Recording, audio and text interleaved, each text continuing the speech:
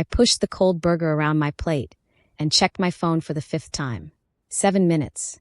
He was 7 minutes late, and I'd already mentally drafted 3 versions of my thanks but no thanks speech. The diner's neon sign buzzed overhead, casting pink shadows across the cracked vinyl booth, and I caught my reflection in the back of my spoon. Exhausted eyes. Hair pulled so tight it gave me a headache, still wearing my scrubs because I'd come straight from a double shift. I wasn't here to fall in love. I was here to prove to Grandma that I tried, that the problem wasn't me being picky. It was just that nobody wanted a broke, overworked nurse who spent her Friday nights fighting with insurance companies instead of in somebody's club. I expected him to take one look at me and suddenly remember he left his stove on. What I didn't expect was the man who shuffled through the door like he was apologizing for taking up space. He wore a faded hoodie 2 sizes too big, kept his eyes glued to the floor, and when he finally slid into the booth across from me, he was shaking. Not nervous cute shaking. Genuinely terrified, like this diner was a battlefield and he'd forgotten his armor. "Richard," he mumbled, barely audible. "I'm Richard." He didn't look at me, didn't try to impress me, didn't do that thing guys do where they immediately start talking about their car or their crypto portfolio. He looked like he hadn't slept in a week, like the world had chewed him up and spit him out in this booth across from me. My annoyance melted into something dangerous. Pity, maybe, or recognition. I knew what it felt like to be invisible. Before I dived deeper into how this one blind date would unravel my entire life, shatter everything I thought I knew about power, love, and the man sitting across from me who I thought couldn't even afford his own burger. I need you to do something for me. If you're already hooked, if you want to know how a broke nurse and a hoodie-wearing stranger became the most dangerous love story neither of us saw coming, hit that subscribe button right now. Drop a like, because trust me, you're going to want to follow this until the very end. And comment below, where are you watching from? Because this story is about to take you places you never expected. Now, back to the night that changed everything. We talked for 2 hours, and he never once asked me the questions I'd braced myself for. Why was I still single? Did I have kids? What was I looking for? Instead, we talked about invisible labor. I told him about the families I fought for, the kids who came to our clinic because everywhere else turned them away. He told me about coding, some vague tech job that sounded mind-numbing and lonely, and I watched his hands move when he talked. Watched the way he listened like my words were the only thing tethering him to earth. When the check came, I saw him glance at it with the kind of panic I recognized from my own bank account, and I made a decision. I slipped my card to the waitress before he could protest, told him it was my treat, that he looked like he needed someone to be kind to him for once. What I didn't see, what I couldn't have possibly known, was the way Richard Wilson stared at me when I wasn't looking, like I just handed him something more precious than money. Like I was the first person in 10 years to give him anything without wanting something in return. I thought I was helping a struggling IT guy afford dinner. I had no idea I'd just paid for a meal with the reclusive billionaire who was about to become obsessed with me. The same man whose company was 3 weeks away from bulldozing my clinic into dust. 3 days after our diner date, my car died in the clinic parking lot at 11 p.m. Not sputtered or coughed. Died like it had finally given up on life the same way I was about to. I turned the key and got nothing but a clicking sound that echoed my checking account balance. I sat there in the dark, forehead pressed against the steering wheel, doing the math I'd done 1,000 times before. Tow truck, $200 minimum. Repair, maybe $500 if I was lucky, $1,500 if the universe decided to keep its foot on my neck. I had $43 until Friday and a shift in 6 hours. I was pulling out my phone to call Grandma, the most humiliating option available, when headlights swept across my windshield. A tow truck rolled up like it had been summoned by my desperation, and a middle-aged man in coveralls climbed out, clipboard in hand. "Jenna Daniels," he asked, not like a question. I nodded, confused, and he smiled. "Your roadside assistance sent me. Said you were a priority client." I didn't have roadside assistance. Couldn't afford it. But I wasn't about to correct a miracle. So I let him hook up my car and followed him to a shop 3 blocks away that was somehow still open despite the hour. The mechanic, older guy, kind eyes, moved like he'd done this his whole life, popped my hood and whistled low. "Alternator's shot," he said. "Gonna need a new battery too while we're at it." My stomach dropped to my feet. But before I could ask how I was supposed to pay for my own funeral and this repair, he held up a hand. "Already covered. You're part of some employee wellness program through. He squinted at his paperwork. Some tech company partnership thing. No charge. I stood there in that fluorescent-lit garage at midnight, smelling oil and miracles. And I didn't question it the way I should have. I was too tired, too broke, too desperate to believe that maybe, just maybe, the universe had decided to give me a break instead of another breakdown. The mechanic handed me coffee in a styrofoam cup, told me it'd be ready in an hour, and I sat in the waiting room texting Richard about my unexpected luck. He responded immediately, like he'd been waiting for my message. "That's amazing," he wrote. "You deserve good things." What I didn't know, what I couldn't see, was Richard sitting in his penthouse 40 blocks away, phone in one hand and a glass of whiskey in the other, reading my grateful messages like they were love letters. The mechanic I thought was a stranger was on Richard's private payroll. The tech company partnership was a shell program Richard had created in 3 hours and funded with the kind of money I'd never see in my lifetime. He'd been tracking my location since our date, not like a creep, but like a guardian angel with unlimited resources and a growing obsession. He told himself he was just helping someone who'd been kind to him, that this was gratitude, not control, that watching over me from the shadows was protection, not deception. But the truth was darker and simpler. Richard Wilson had spent 10 years being wanted for his money, and I was the first person who'd wanted him when I thought he had nothing. He wasn't going to let me go. He was going to fix my life piece by piece, purchase my problems one by one, and I'd never even know his real name until it was too late. Our third date was at Riverside Park on a Tuesday afternoon because it was free and I had exactly 2 hours between shifts. Richard brought sandwiches from a bodega, the kind wrapped in white paper that cost $3 each, and we sat on a bench that overlooked the water while pigeons fought over crumbs at our feet. He wore the same hoodie from the diner, and I wore my exhaustion like a second skin, but somehow when I was with him, the weight felt lighter. We talked about everything and nothing, his insomnia, my impossible patience, the way the city felt different depending on what tax bracket you survived in. The following Sunday, he suggested the Metropolitan Museum. "Pay what you wish," he said casually, like he'd looked it up, like he was the kind of person who had to budget for culture the same way I did. I paid $5 for both of us and felt generous doing it. We wandered through galleries of paintings I'd never had time to see, and I watched Richard more than I watched the art. He moved through those rooms like he was remembering something, his fingers twitching near frames he didn't quite touch, his mouth forming words he didn't quite say. We stopped in front of a massive Renaissance piece, and I joked about how rich people probably bought stuff like this for their bathrooms. Richard laughed, but it came out strained. Then he said something that made my stomach flip. He mentioned the brushwork technique, the specific period, the artist's lesser-known contemporary influences. I stared at him. How does a guy who codes databases for some startup know about 15th century Venetian painting? I asked, smiling but suspicious. He froze like I'd caught him stealing, then shrugged. "YouTube rabbit holes," he mumbled. "When you can't sleep, you learn weird stuff." I let it go because I wanted to believe him, because the alternative, that he was lying about something, felt too complicated for what we were building. We grabbed dollar slices after, sitting on a curb because all the tables were full, and that's when I made my mistake. I told him about Wilson Corp. "They're trying to demolish my clinic," I said, anger sharpening every word. "Some faceless billionaire who's never set foot in our neighborhood decided the land is worth more than the people on it." Richard went still beside me, pizza halfway to his mouth. "Wilson Corp owns half the city's real estate," I continued, too furious to notice his silence. "They're bleeding us dry, buying up everything, pushing out everyone who actually belongs here.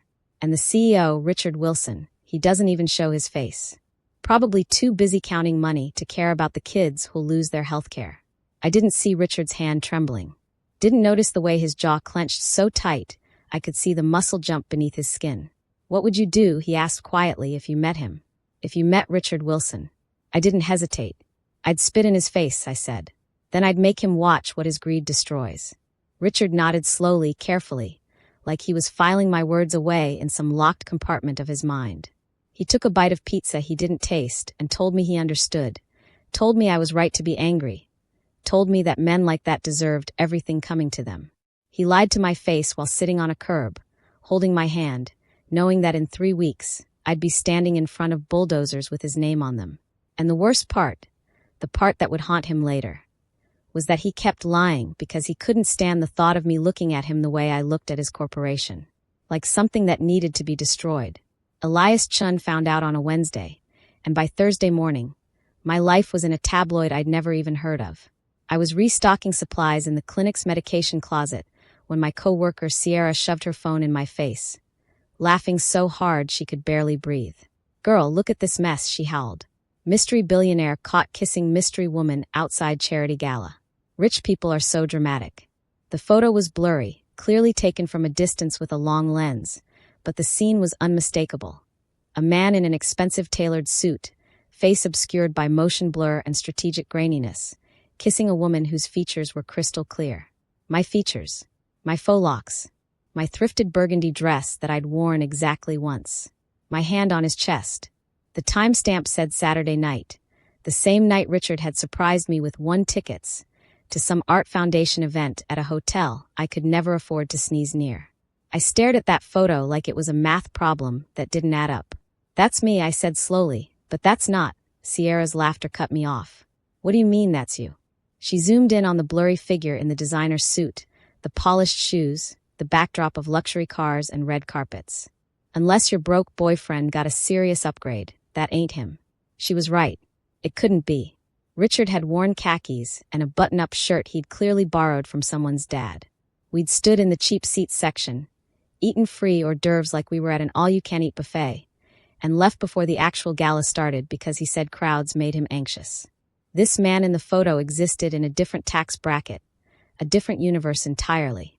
"Someone probably just looks like me," I said, but my voice sounded uncertain even to my own ears. I texted Richard a screenshot. "People think this is me, LOL." His response came too fast, too rehearsed. "Crazy coincidence. You'd never date a billionaire anyway, right?"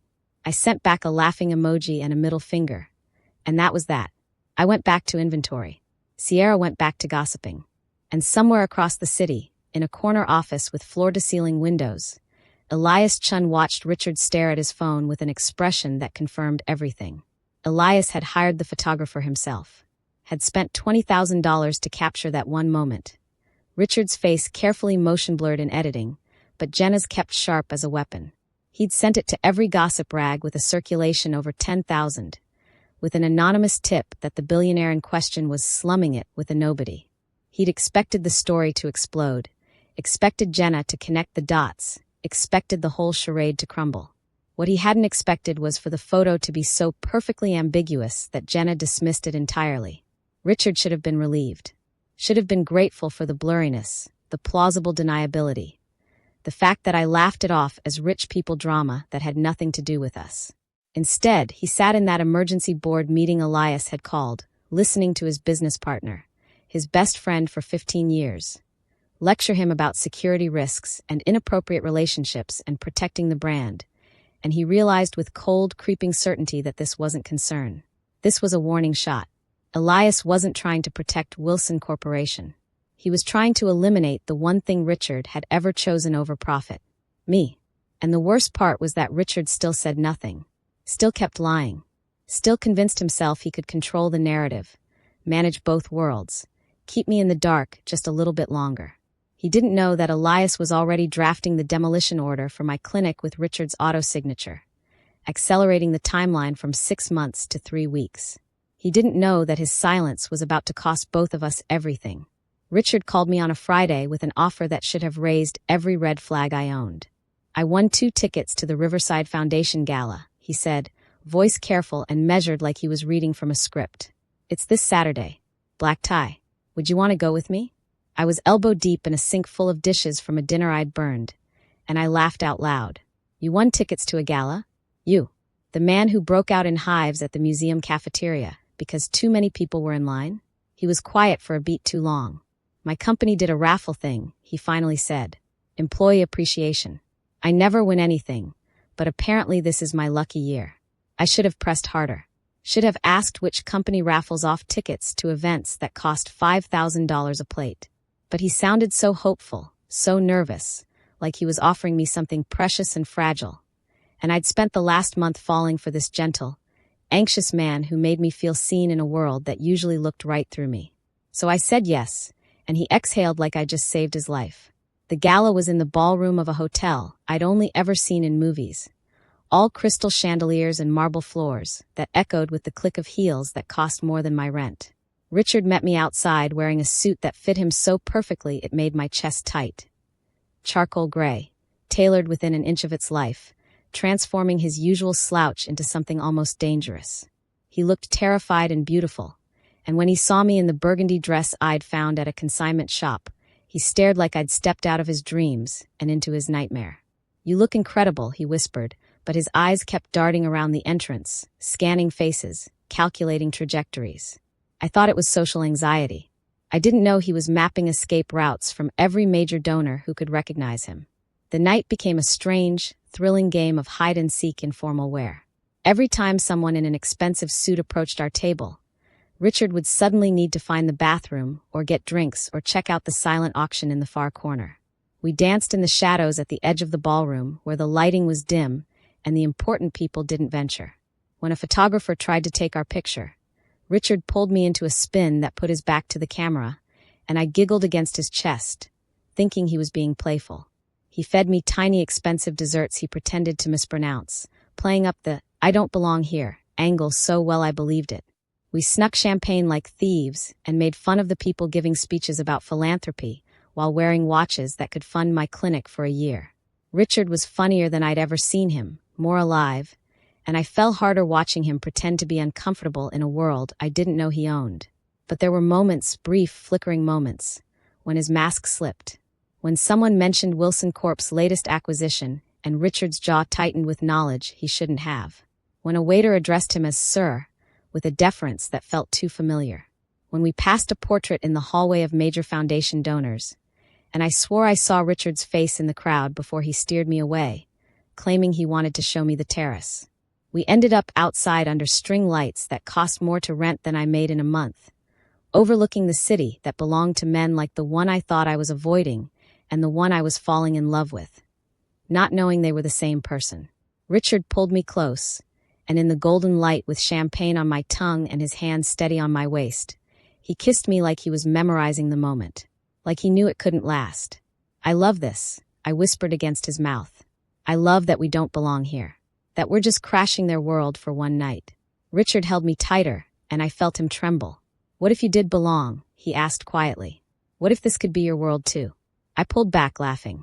"Baby, I work 3 shifts a week to keep kids alive in a building held together with duct tape and prayer. This," I gestured at the glittering ballroom behind us, "this is a fantasy.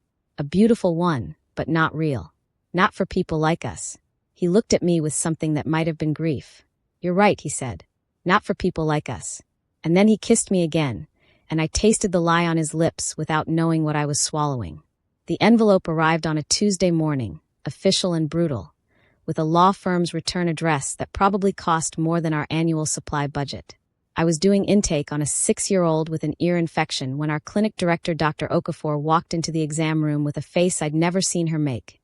Hollow, defeated, like someone had reached inside and scooped out her fight. "We need to talk," she said, and her voice cracked on the last word. The mother picked up her daughter and left without the prescription, reading the room better than I wanted to. Dr. Okafor handed me the letter with shaking hands, and I read it 3 times before the words stopped feeling like a foreign language and started feeling like a death sentence.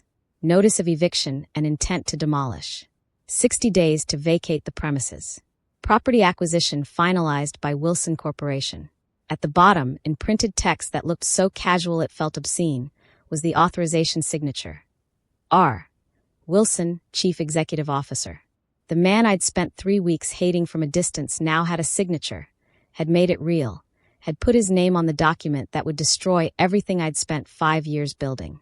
I stood there in that exam room that smelled like antiseptic and broken promises, and something inside me shattered so completely I forgot how to breathe. Dr. Okafor caught me before my knees hit the floor, and I sobbed into her shoulder like a child, ugly and desperate and powerless. I called Richard because he was the only person who'd ever made me feel like the weight wasn't mine to carry alone. He answered on the first ring like he'd been waiting, and when I choked out what happened, he said he'd be there in 20 minutes. He showed up in 15, breathless and terrified, pulling me into his arms in the clinic's parking lot while I cried so hard I made his hoodie wet. "They're killing us," I gasped against his chest. "Wilson Corp is murdering my neighborhood and nobody cares. 60 days, Richard. 60 days, and these kids have nowhere to go." He held me tighter, and I felt his heart racing against my cheek, felt his hands trembling in my hair. "I'm so sorry," he whispered, and his voice was wrecked. "I'm so sorry, Jenna." I pulled back to look at him, and his eyes were red like he might cry too. "Help me fight this," I said. "Help me find a way to stop them. Please." Richard stared at me like I'd asked him to cut out his own heart, and maybe I had. "Of course," he finally said. "Whatever you need. I'll help you." What I didn't see was the way his phone kept buzzing in his pocket. 17 missed calls from Elias, each one a reminder that Richard hadn't known about the accelerated timeline, hadn't authorized this specific demolition, hadn't even seen the paperwork before his partner had used the digital signature authorization Richard had granted him years ago in the name of efficiency. Elias had weaponized Richard's own company against the woman Richard loved, and Richard had no idea how to confess that the enemy I was preparing to fight was him. So he held me while I cried and promised me things he couldn't deliver. And somewhere across town, Elias Chen poured himself a drink and waited for the inevitable explosion. He'd lit the fuse. Now he just had to watch Richard choose between his empire and a nurse who thought he was nobody. But Elias had miscalculated one critical thing. He thought Richard would choose power over love because that's what Elias would have done. He didn't understand that Richard had spent 10 years drowning in wealth that meant nothing, and Jenna was the first person who'd made him feel like he was worth something beyond his net worth. Richard wasn't going to choose his empire. He was going to burn it down himself, if that's what it took. He just needed to find the courage to tell me the truth before I discovered it in the wreckage. I spent that night in Richard's tiny apartment, the one I believed was his only home, not knowing about the penthouse, the beach house, the assets scattered across 3 continents. And he held me while I made plans to fight a man whose face I'd never seen, a man whose heartbeat I was falling asleep to. And Richard stared at the ceiling in the dark, knowing that in a few weeks, I'd be standing in front of bulldozers screaming his name like a curse, and there was nothing he could do to stop it except tell me the truth right now. He opened his mouth, closed it, held me tighter, and stayed silent. The rain fell in sheets, turning the dirt lot into a slurry of gray mud, but I didn't move. I couldn't. Behind me stood 3 dozen neighbors, elderly patients, and terrifyingly young mothers, all linking arms against the yellow monsters roaring 10 feet away. The diesel fumes choked my lungs, mixing with the scent of ozone and my own raw fear, but I kept my chin high. I gripped the megaphone until my knuckles turned ashen. I had spent the last night crying in Richard's arms, terrified of this very moment, and he had held me, whispering that everything would be okay. He had promised me he'd be there. He lied. The lead bulldozer revved its engine, a mechanical growl that vibrated deep in my chest, but then, abruptly, the machinery cut out. The sudden silence was heavier than the noise. A convoy of 3 black SUVs, slicked with rain like predatory sharks, parted the crowd. This was it. The architect of our destruction had arrived. "Hold the line," I shouted, my voice cracking but resolute. I marched toward the lead vehicle, ready to look the devil in the eye. I wanted Wilson to see the faces he was erasing. I wanted to scream that his money couldn't buy the soul of this block. The rear door of the center SUV clicked open. A security guard with an umbrella stepped out first, followed by a pair of polished Italian leather Oxfords splashing into a puddle. I took a breath, summoning every ounce of the rage I'd saved for this man. Then he straightened up, and the breath died in my throat. He wasn't a faceless corporate ghoul. He adjusted his glasses with a nervous, familiar twitch of his hand. The same hand I had held across a greasy diner table 2 nights ago. He looked up, his eyes wide and terrified behind the lenses I had cleaned with the hem of my own shirt. "Richard," I whispered. The name slipped out like a prayer before I could stop it. The crowd murmured, confused, but the world around me dissolved into white noise. This was the man who wore hoodies to hide from the world. The man who let me pay for his burgers because I thought he was struggling to find work. The man who had listened to me rant about the soulless Wilson Corporation for hours, nodding with gentle empathy, while sitting on my thrift store couch. "Jenna, wait," he said. I couldn't hear him over the rain, but I read the shape of the words on his lips. He stepped toward me, reaching out, but the movement only highlighted the expensive cut of his suit and the earpiece of his security detail. It was the undeniable aura of power he had hidden from me so perfectly. The megaphone slipped from my fingers, landing in the mud with a dull thud. It wasn't just a lie, it was a dissection. He hadn't just watched me struggle, he had studied it. The betrayal didn't just break my heart, it simply stopped it from beating. I took a step back, looking at the billionaire stranger wearing my lover's face, and for the first time in my life, I felt truly, utterly cold. The camera lens felt like a sniper's scope, but I didn't flinch. The image of me standing in the mud, jaw set against the man I thought I loved, had saturated every screen in the city by nightfall. They called me the Sentinel of the Heights, a viral symbol of the little guy fighting back against the glitz and greed of Wilson Corporation. My phone buzzed incessantly with interview requests and messages of support, but the noise felt hollow. I wasn't a hero. I was a woman who had been hollowed out from the inside. Every time I closed my eyes, I didn't see the protesters or the headlines. I saw Richard's face, the soft, stuttering man who had promised me forever while holding the deed to my destruction in his pocket. The clinic was safe for now, frozen by the heat of public scandal. But the sanctuary of my own heart was in ruins. Across town, high above the smog in a fortress of glass and cold marble, Richard sat in a silence, so thick it felt like a physical weight. The penthouse was a tomb of his own making. He watched the footage of me on a 60-inch screen, the blue light reflecting off his glasses, realizing that every dollar he had ever earned was useless now. He had spent his life building an empire to escape the feeling of being small, only to find that his power had made him a monster in the eyes of the only person who had ever seen his soul. The next morning, the Wilson Corp boardroom was a slaughterhouse. Richard didn't enter with his usual slouch or his quiet hesitation. He walked in like a god of war. Elias sat at the head of the table, a smug, calculated grin plastered on his face as he began to explain the PR pivot they needed to take. He didn't get past the first sentence. "You accelerated the demolition because you knew she was the one." Richard's voice was a low, lethal vibration. He didn't yell, he simply dismantled. He threw a thick dossier onto the table, evidence of Elias's side deals and his intentional sabotage of the clinic negotiations. "You're done, Elias. Not just here. In this industry. In this city. If I see your name on a letterhead by noon, I'll spend every cent I have to make sure you're prosecuted for every shadow you've ever stepped in." As security dragged his former best friend from the room, Richard looked out the floor-to-ceiling windows toward the neighborhood he had tried to erase. The boardroom was quiet again, the blood of his enemy on the floor, but there was no victory in the air. He realized then that firing Elias was easy. Rebuilding a bridge burned by a billion-dollar lie was impossible. He could fire the world, but he couldn't fire the truth. He had lost her, and for the first time in his life, Richard Wilson understood that being a billionaire meant he had everything to lose and nothing left to buy. The legal documents arrived on a Thursday, 6 days after I'd handed Richard back his ring in the rain and told him I never wanted to see him again. I was running on rage and caffeine, organizing protests that had turned our crumbling clinic into a viral symbol of resistance against corporate greed. The media loved the optics. Single black nurse versus billionaire CEO, David versus Goliath in designer suits. What they didn't know was that David was still crying herself to sleep every night, mourning a man who'd never actually existed. Dr. Okafor found me in the supply closet, where I'd been hiding to have a breakdown in private.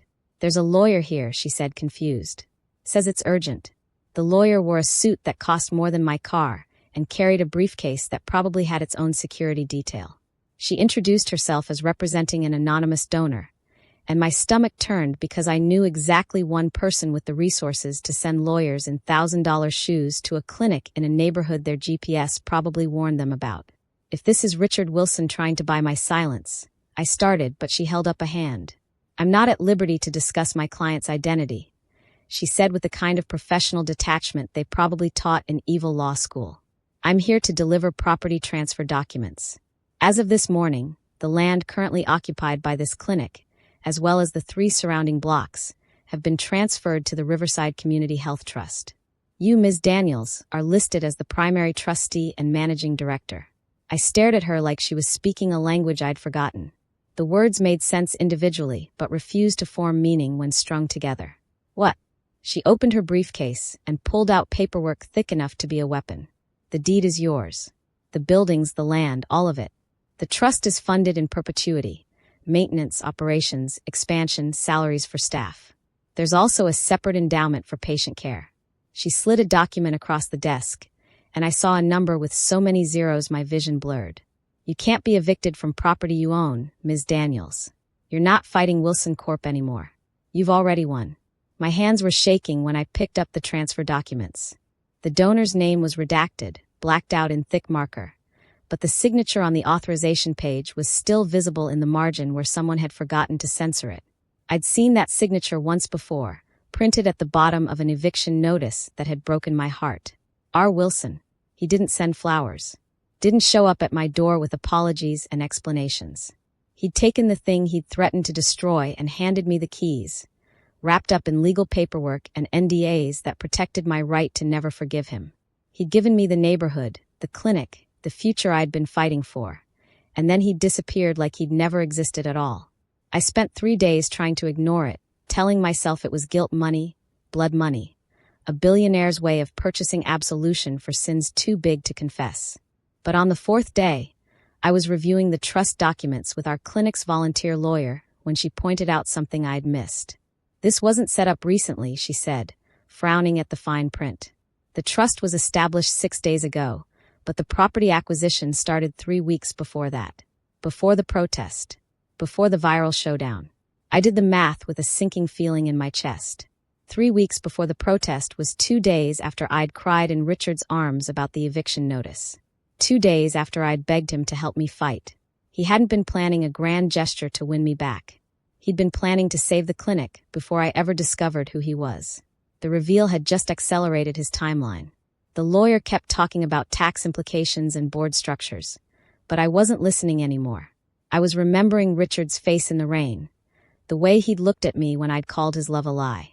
He hadn't defended himself. Hadn't mentioned that he'd already signed away $100 million in property to save the thing I loved most. He'd just taken my ring, my rage, my rejection, and walked away like he deserved all of it. I found the lawyer's business card in the stack of documents and called the number before I could talk myself out of it.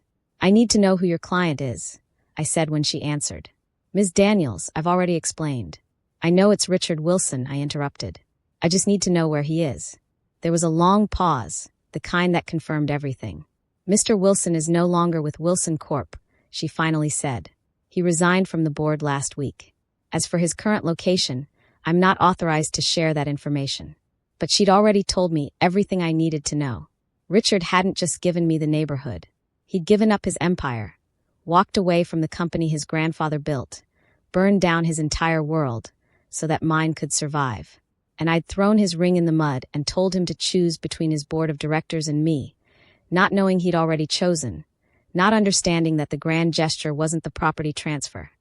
It was the quiet, invisible sacrifice of everything he'd ever been for the chance to become someone worthy of what I'd offered him in a diner 3 months ago. Just a burger. Just kindness. Just the revolutionary act of seeing him as human. I hung up the phone and stared at the trust documents that made me a millionaire on paper and the guardian of a neighborhood's future. And I realized that Richard had given me the one thing his money couldn't buy. A choice. I could take his gift and let him disappear into whatever life billionaires built after they stopped being billionaires. Or I could track him down and see if the man I'd fallen in love with still existed underneath the lies, the empire, and the grand gestures that felt more like penance than love. It took me 48 hours and 3 phone calls to people who owed me favors to find him. And when I finally got the address, my heart broke all over again. He'd gone back to the beginning. The penthouse was empty when I arrived, just echoes and shadows and floor-to-ceiling windows that framed a city Richard was preparing to leave behind. He'd texted me an address I didn't recognize with 4 words. Please come. Last chance. I should have ignored it, should have blocked his number, and let him disappear into whatever billionaire witness protection program men like him escaped to when their lies caught up with them. But I'd spent 3 weeks with a hole in my chest where he used to be, and I needed to look him in the eye one more time and understand how someone could fake an entire person.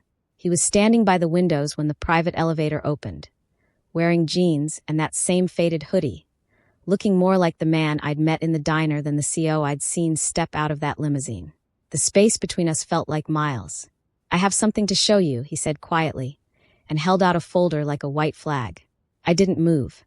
"If this is some contract or payoff or non-disclosure agreement, you can go straight to—" "It's about your mother," he interrupted, and my breath caught in my throat. From 5 years ago. My mother had been dying. Stage 4 cancer, experimental treatment, no insurance coverage, costs so astronomical I'd started researching how to sell organs on the black market. Then an anonymous donor had paid for everything, surgery, treatment, recovery, all of it, and disappeared before we could even say thank you. My mother was alive because a stranger had played God with money I couldn't comprehend. I walked forward on legs that didn't feel like mine and took the folder. Inside were receipts, transaction records, correspondence with the hospital, all signed by a trust with Richard's name buried in the legal paperwork. "You," I whispered, and it wasn't a question. "I didn't know it was your mother," he said, and his voice cracked. "I have a foundation that covers cases like hers, applications my team reviews. I approve dozens every year without seeing names or faces. But when I was in your apartment and saw that photo on your wall, her, you, both of you holding that hospital discharge paper, I went back through the records and found it. I saved your mother's life before I even knew you existed." The folder slipped from my hands. Paper scattered across expensive floors Richard was selling because he'd already resigned from his own company, already transferred the clinic's land to a community trust one now controlled, already dismantled the empire his grandfather built because I'd told him once that I'd spit in his face if I ever met him. "Why didn't you tell me?" I asked, and tears were already falling. "Why didn't you lead with this instead of letting me hate you?" "Because I didn't do it for gratitude," he said. "I didn't pay for her surgery, so you'd owe me something. I did it because it was right.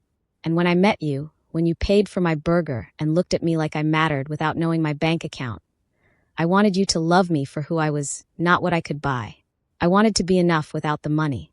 He took a step closer, and I let him. "You were always enough," I said. "The man in the diner who couldn't look me in the eye, the man who held me when the eviction notice came, the man who stood in front of those bulldozers and chose me over everything he'd ever built.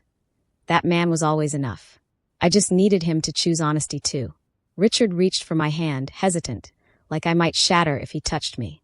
"I choose you," he said. "No more lies. No more hiding. I sold the penthouse. I resigned from the board. I'm nobody again, Jenna. Just a guy who loves you and wants to spend the rest of his life proving he's worthy of the kindness you showed him in a diner when you thought he had nothing." I looked at this man who'd paid for my mother's life before he knew my name, who'd destroyed his own legacy to save my clinic, who'd loved me enough to become nothing so he could be everything I needed. "You're not nobody," I whispered. "You never were." And when I kissed him in that empty penthouse with the city lights stretching out forever below us, it wasn't forgiveness for the deception. It was recognition. We'd been saving each other long before we ever met. Two people circling each other in the dark, waiting for the moment our paths would finally cross and everything would make sense. He'd bought my mother's survival. I'd bought him his humanity. And somewhere in the transaction, we'd both found something money could never purchase. Someone who saw us, truly saw us, and loved what they found in the wreckage. If this story just hit you right in the heart, if you felt every second of Jenna and Richard's impossible love, the lies that almost destroyed them and the truth that saved them both, then I need you to do something for me right now. Smash that subscribe button because stories like this, stories about real love that costs everything and gives even more, are what we do here, and you don't want to miss what's coming next. Hit that like button if you believe Richard deserved a second chance, or if you're Team Jenna and think she's the real hero of this story. And here's the big one. Comment below and tell me where you're watching from and answer this question. Would you have forgiven Richard, or would you have walked away? Because love isn't just about the grand gestures or the money or the sacrifice. It's about two broken people choosing to be honest in a world that rewards lies. That's what Jenna and Richard found in each other, and that's what we're building here in this community. So subscribe, drop a comment with your location and your thoughts, and I'll see you in the next story. Trust me, you don't want to click away now. We're just getting started, and the next one might just be the story you didn't know you needed to hear.